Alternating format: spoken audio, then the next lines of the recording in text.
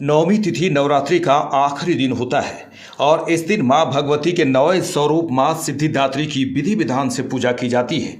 यदि आप पूरी नवरात्रि मां दुर्गा की पूजा या व्रत न कर पाए हों तो आपको इस दिन आप शक्ति की साधना करके माता का आशीर्वाद प्राप्त कर सकते हैं। हिंदू मान्यता के अनुसार मां सिद्धिदात्री की पूजा कष्ट और बाधाओं को दूर करके सभी काम को सिद्ध करने वाली मानी गई है। हिंदू मान्यता के अनुसार मां सिद्धिदात्री 4 भुजाओं वाली हैं, जिनमें से एक हाथ में उन्होंने गदा और दूसरे हाथ में चक्र धारण किया हुआ है। उनके तीसरे हाथ में कमल का पुष्प और चौथे हाथ में शंख रहता है। मां सिद्धिदात्री देवी दुर्गा के समान सिंह की सवारी करती हैं।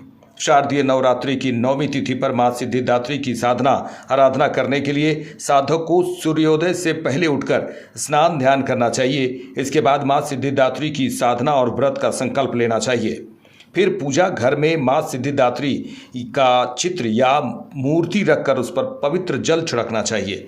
इसके बाद मां दुर्गा के 9 स्वरूप की पुष्प, रोली, चंदन, अक्षत, धूप, दीप, फल, मिष्ठान, नारियल, चुनरी आदि अर्पित करने के बाद मां सिद्धिदात्री के मंत्र का जाप करते हुए उनका ध्यान करना चाहिए।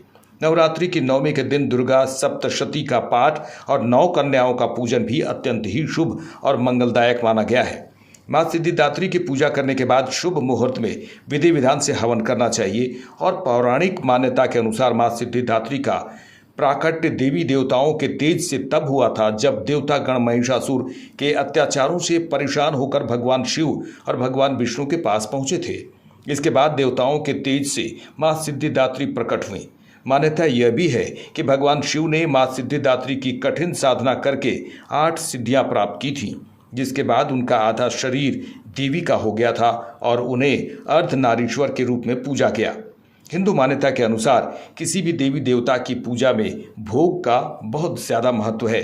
ऐसे में नवरात्रि के 9वें दिन देवी सिद्धिदात्री को उनका प्रिय भोग यानी हलवा, पूड़ी, चना लगाना चाहिए। इसके अलावा आप खीर, नारियल, सफ़ेद मिठाई या फिर मौसमी फल का भी भोग लगा सकते हैं।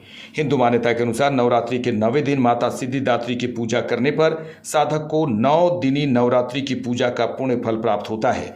देवी कृपा से उसके सारे कार्य समय पर मनचाहे तरीके से सिद्ध होते हैं और पूरे साल उसके जीवन में सुख सौभाग्य बना रहता है।